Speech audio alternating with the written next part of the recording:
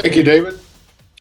I'm going to speak to you about the only ISR-focused uranium producer expected to produce in 2023 in the U.S. We're 100% devoted towards in situ recovery and totally in the United States. We'll have some forward-looking statements. Great.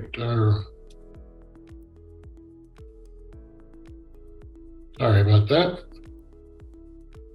Technical difficulties. Forward-looking statements. And a little bit of background about the team and where enCore Energy has come from. It may be a new name to many of you, but it's been in existence since about 2010. Myself and Paul Matisic were co-founders of Energy Metals back in 2005, having built one of the more successful companies of the last cycle in uranium, having sold out in 2008 to Uranium One for $1.8 billion. I stayed on the board for a couple of years with Uranium One, and after some interesting geopolitical developments, decided to leave and start enCore. A number of the technical team came with me to do that. Unfortunately, it was right before Fukushima, so we had a long decade of holding onto our staff and preparing for the new renaissance, which we saw starting in 2019.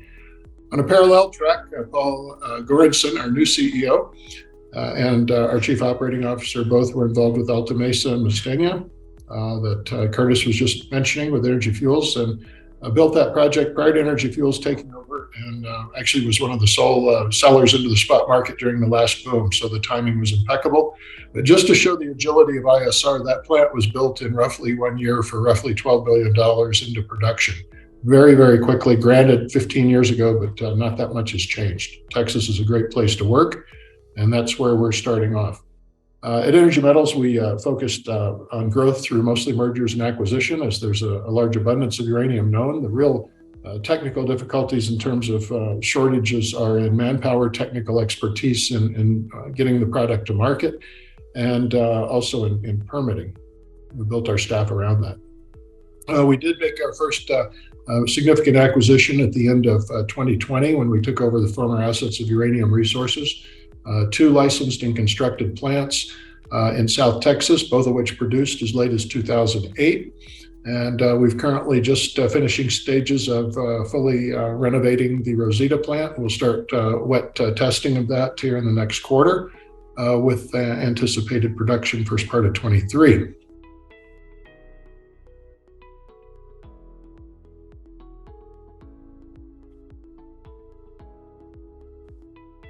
Sorry about that. Here you can see our properties. They're widespread throughout the western U.S. I would call your attention to Wyoming and Texas, as well as Utah, but for in situ purposes, we'll restrict it to Wyoming and Texas. Both agreement states, which means the federal government has ceded their regulatory authority over nuclear affairs to the states. And what that really means is very, very streamlined permitting. Takes 20% as long as some of the other states. And that's why you see the bulk of the ISR action in the U.S. In these 2 states. Our first package of properties will be in Texas. We'll have, using the hub and spoke concept around Rosita, we'll have actually 2 well fields at the site of the processing plant, as well as another one that we're starting to delineate on the Upper Sand Creek project. That'll be followed in 2 or 3 years with the South Dakota project, in short order Wyoming, and then 6 years out or so is our New Mexico holdings, which are quite considerable. Company does have 90 million pounds of measured and indicated resource in uranium, 9 million pounds in the inferred category, and another almost 70 million in historic, largely in New Mexico and done by name brand oil companies during the last few booms. We are permitted, accepted to go on to NASDAQ, pending a share consolidation to achieve minimum price ratings. And we do have a market cap of 380 million Canadian, 27 million roughly in US cash. We do have 200,000 pounds of yellow cake under control. It's not included in that balance. You might see a lot of gray hair here and no hair. We've got a very deep board in terms of experience.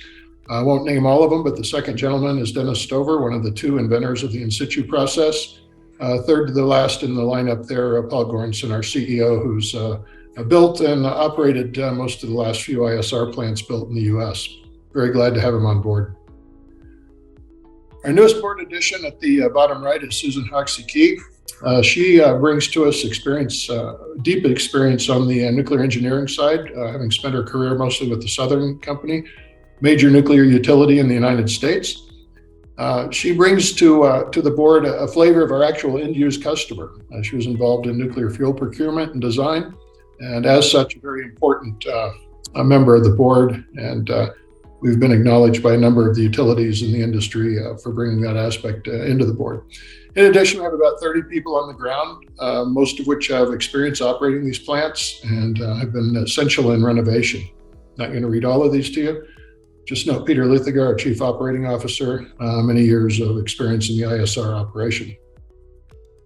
I won't belabor this point much. You've heard a lot about it. The one thing I would point out, though, is I think a bit of the market malaise of late comes from the fact that while Russia hasn't cut the U.S. off, and the U.S. hasn't cut Russia off, there's still significant constraints upon shipping out of St. Petersburg, which is where the bulk of the Russian uranium is shipped out of, as well as the bulk of the Western world Kazakh uranium.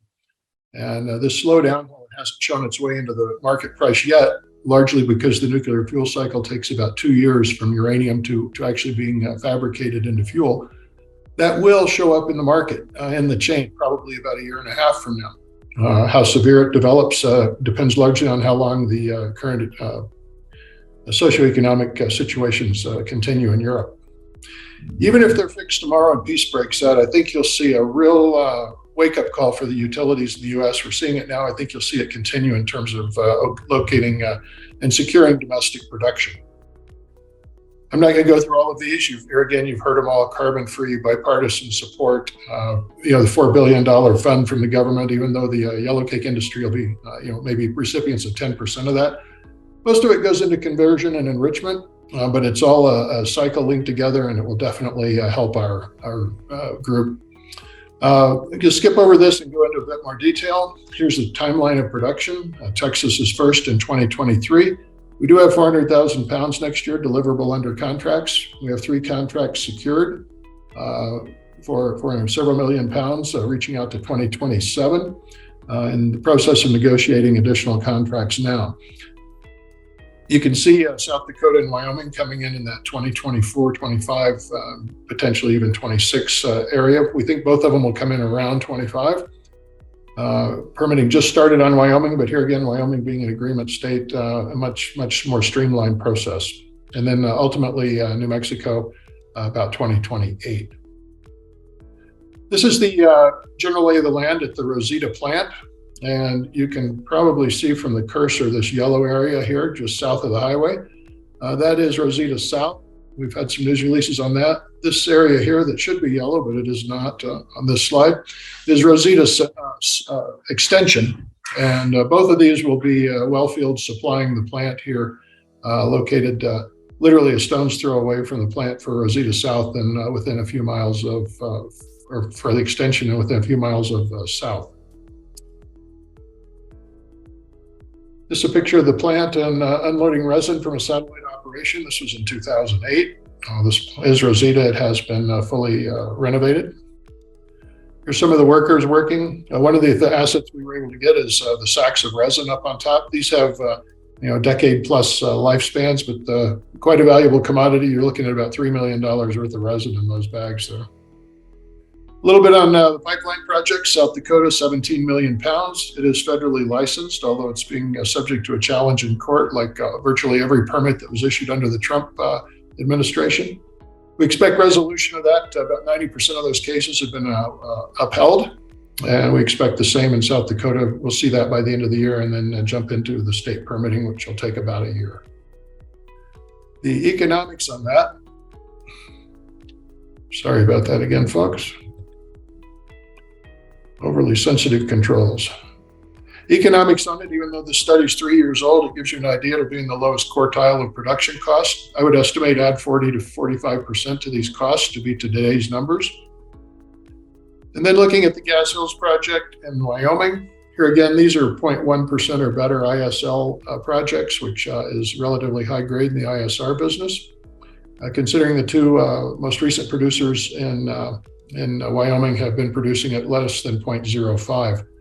The 2021 numbers on Gas Hill is quite compelling. Here again, I would add 20% to these numbers in terms of inflation, which is still probably our industry's biggest concern going forward.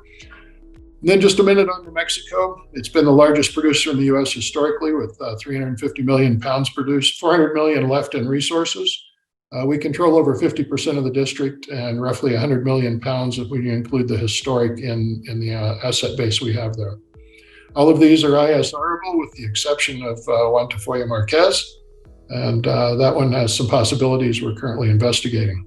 One of our projects, Crown Point, 32 million pounds already nuclear NRC permitted. We have not begun work on state permits as we have a major initiative underway to work hand in hand with the Aboriginal group, the Navajo. It's in their area, it's in their homeland, and we look to formulate very good relations and far beyond just jobs. And so we will be following up on a very successful corporate record in the Yukon dealing with First Nations and hope to implement something along those lines or something similar to the Tyson Majetic venture in Saskatchewan that's proven so beneficial both to Cameco and the First Nations. We do have a bit of a private equity interest in a private company that's applying on an R&D basis in situ concepts and different lixiviants to gold and other metals. Here again, a bit of a lottery ticket for the company, but if successful, it could revolutionize the entire mining industry.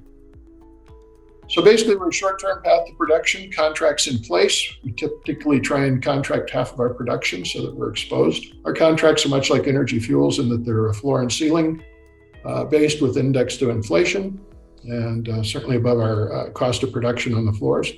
One of the leading teams in situ recovery in the world, and a clear path to cash flow. And a team in front of one of our dryers at the Rosita plant. Thank you. Okay, thank you very much, Bill.